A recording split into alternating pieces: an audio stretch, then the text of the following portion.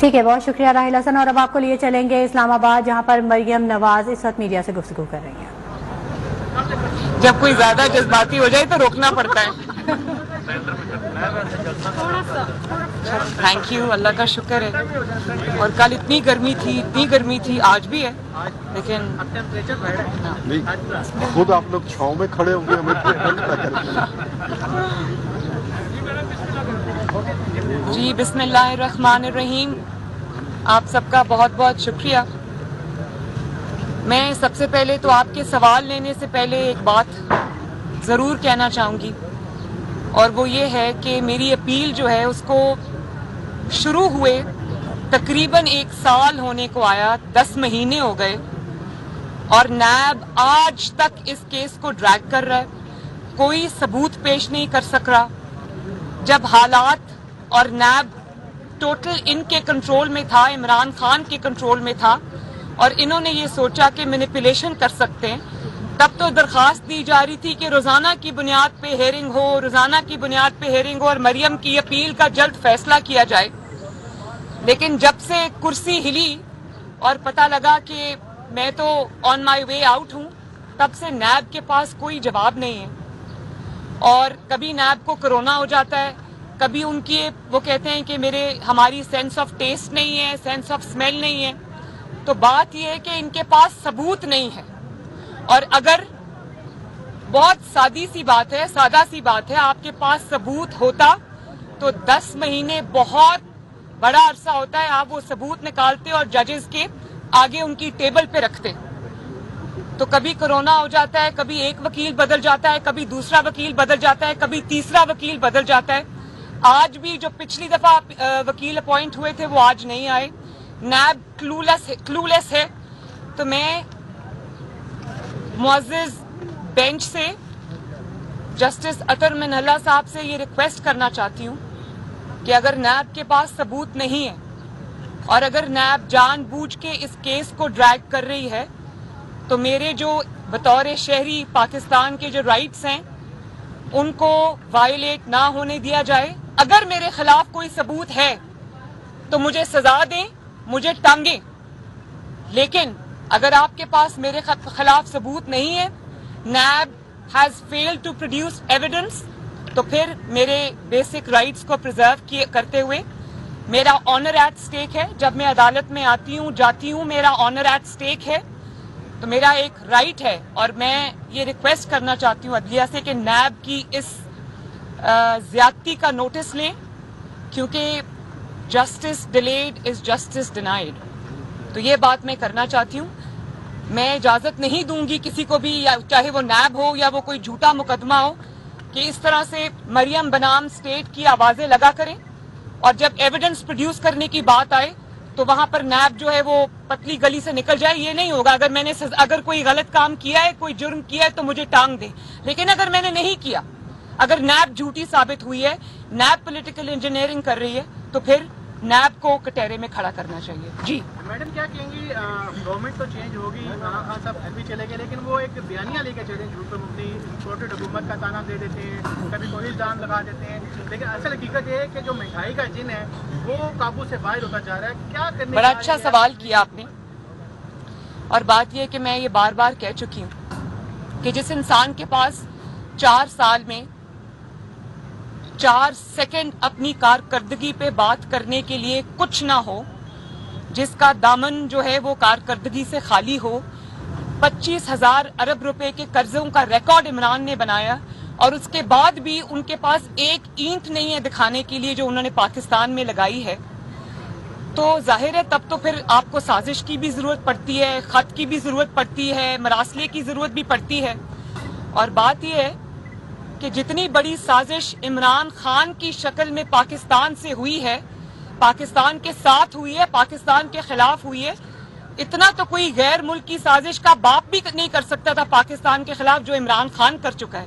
اور آج مجھے مرحوم پروفیسر ڈاکٹر اسرار صاحب کی بھی وہ بات یاد آ رہی ہے، شہید حکیم سعید صاحب کی بھی بات یاد آ رہی، جنہوں نے یہ بات 90s میں کہہ دی تھی کہ عمران خان کو اس ملک کے اوپر لانے کے لیے، اس ملک کو خراب کرنے کے لیے تیار کیا جا رہا ہے. آج وہ بات مجھے سمجھ آئی ہے.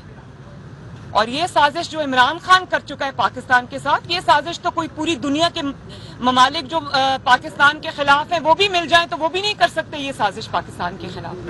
اور آپ کہتے ہیں کہ میں نے یہ کہا تھا کہ میں خطرناک ہو جاؤں گا اقتدار سے نکلا.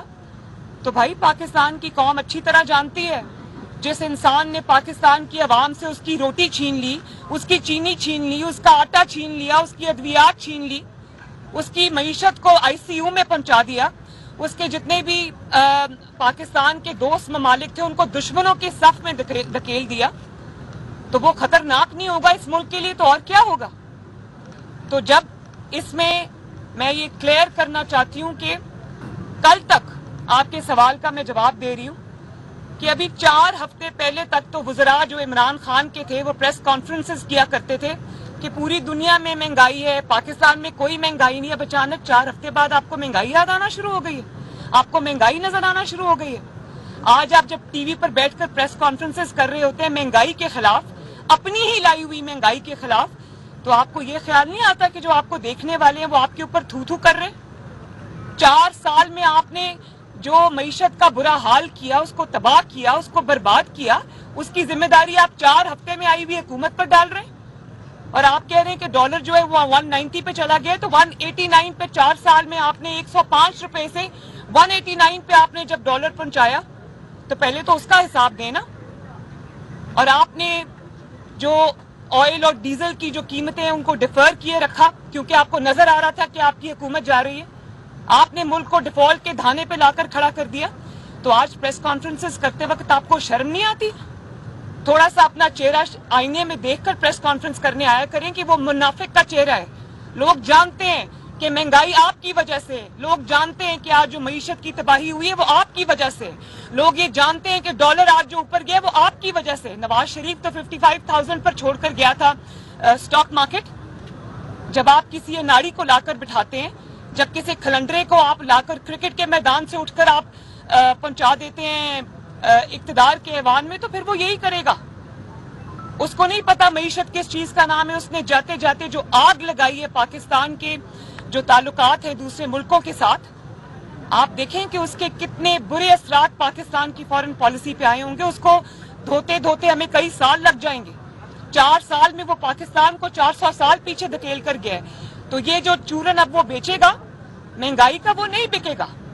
اور میں نے کل بھی اپنی اسپیچ میں یہ بات کہی کہ اپوزیشن پارٹیز کو اور میری اپنی جماعت کو، میری اپنی حکومت کو یہ دیکھنا چاہیے، یہ سوچنا چاہیے کہ عمران خان کے گناہوں کا جو ٹوکرا ہے اس کو اپنے سر پہ نہیں اٹھانا چاہیے. اس کو جانے دیں عوام میں، یہ جا کے جواب دے لوگوں کو کہ 4 سال کی اس کی کارکردگی کیا ہے. کیوں اس نے آٹے کو 30 روپے سے جو ہے وہ 80 روپے پہ پہنچا دیا ہے؟ کیوں اس نے چینی کو 50 روپے سے 120 روپے پہ پہنچا دیا ہے؟ کیوں اس نے ڈالر کو 105 سے جو ہے وہ 190 پہ پہنچا دیا ہے؟ کیوں 55,000 جو سٹاک مارکیٹ تھی اس کو اس نے زیر زمین لے گیا؟ یہ کیوں ترقی کی جو شرح 6% پہ جا رہی تھی اس کو یہ زیر زمین لے گیا؟ اس کے جواب عمران خان کو دینے پڑیں گے. جب آپ اس سے یہ پوچھو کہ ادویات مہنگی کیوں ہوئی تو کہتا ہے خط آ گیا. جب آپ اس سے یہ پوچھو کہ آٹے کی قیمتیں کیوں بڑی، مہنگائی کیوں ہوئی، تو کہتا ہے میرے خلاف سازش ہو گئی. تمہارے خلاف سازش نہیں ہوئی، بات یہ ہے کہ تمہارے پاس بتانے کے لیے قوم کو کچھ نہیں ہے. اور آج جن حالات سے ملک دوچار ہے، جو حالات ملک کو درپیش ہے، اس کا ایک ہی ذمہ دار ہے، اس کا نام ہے عمران خان. چینی آٹا چور جو ہے آج مسلم لیگ ان کی اتحادی ہے، تو کیا وہ صاف ہو گئی یا وہ ابھی بھی چور ہی ہے؟ چور عمران خان ہے. چور عمران خان کے ارد گرد جتنے وزراء ہیں وہ ہیں جنہوں نے، ابھی آپ ایکس منسٹر کو لے لیں جو ایکس انفارمیشن کے منسٹر تھے، انہوں نے اپنے پرسنل رشتہ داروں کو قومی خزانے سے لاکھوں روپے تنخواہ پر اپوائنٹ کیا تھا. آپ کوئی بھی پاکستان کا شعبہ اٹھا کے دیکھ لیں، آپ کو وہ شعبہ فرا خانوں سے بھرا ہوا ملے گا. ہمیں تو یہ کہا جاتا تھا نا کہ 1 کروڑ نوکریاں دوں گا، وہ تو بعد میں پتہ چلا کہ وہ ساری نوکریاں کروڑوں روپے لے کے فرا خان نے دے دی. پنجاب کے عوام کو تو یہ پتہ ہی نہیں چلا کہ 4 سال ان کا صوبہ جو ہے وہ بازار نہیں فرا خان چلاتی تھی، جس کے ڈائریکٹ لنکس جو ہیں وہ بنی گالا میں جو ملکہ عالیہ ان سے ملتے تھے. تو یہ اگر کوئی بجلی چور ہے، دوائی چور ہے، آٹا چور ہے, چینی چور ہے, تو وہ عمران خان ہے, وہ اتحادی نہیں, وہ عمران خان خود ہے. اس کو وزیر اعظم تھا, وہ اس کو جواب دینا پڑے گا ان چیزوں کا. میں یہ سمجھتی ہوں کہ ایسے لوگوں نے جب یہ سٹیٹمنٹس دیے تھے, اب ان کو کہیں منہ چھپانے کی جگہ نہیں ملے گی.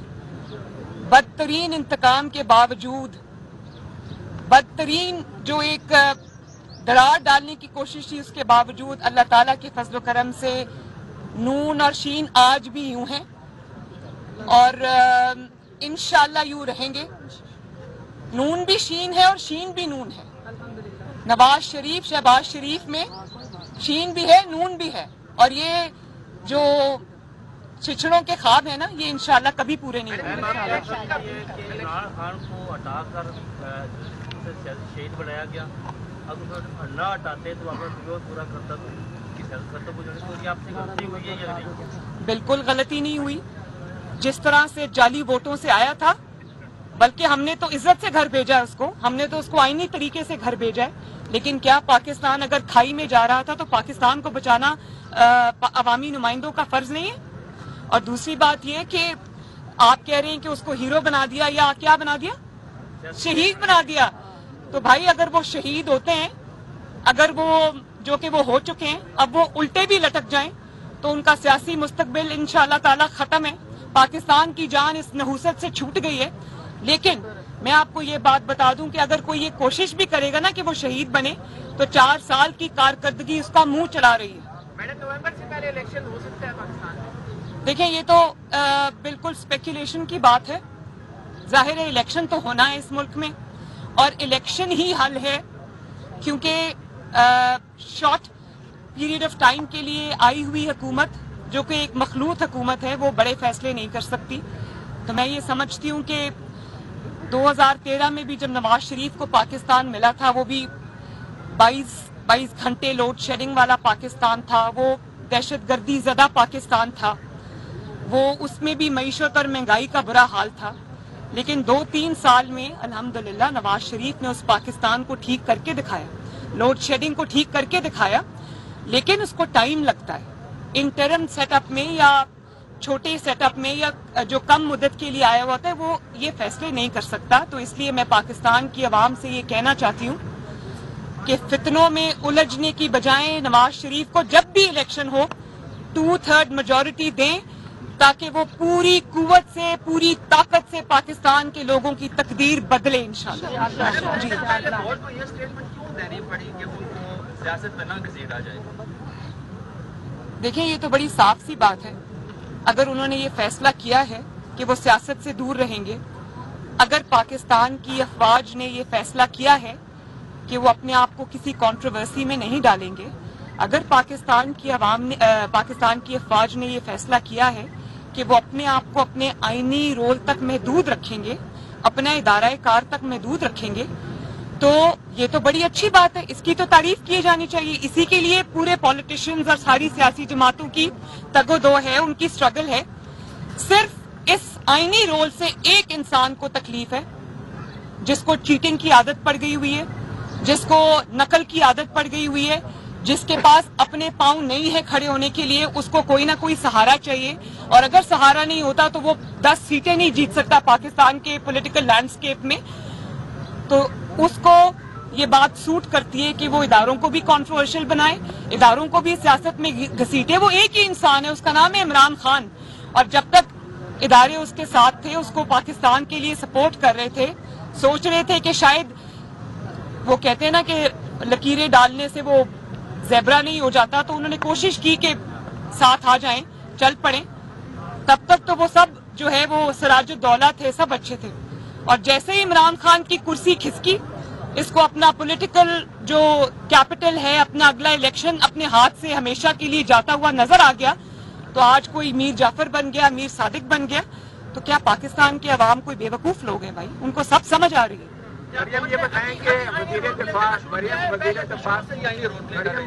دفاع خواجہ آصف نے ایک انٹرویو میں کہا ہے کہ جنرل فیض حمید کا نام بھی آرمی چیف کے لیے زیر غور آ سکتا ہے, تو آپ کیا کہیں گے؟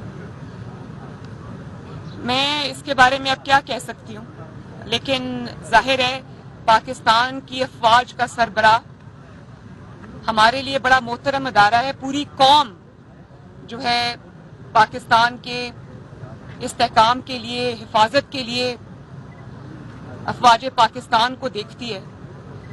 तो पाकिस्तान की अफवाज का सरबराह एक ऐसे इंसान को होना चाहिए जो हर किस्म के तनकीद से, शक व शुबा से, एक रेपुटेशन जो है उसकी वो फ्लॉलेस होनी चाहिए।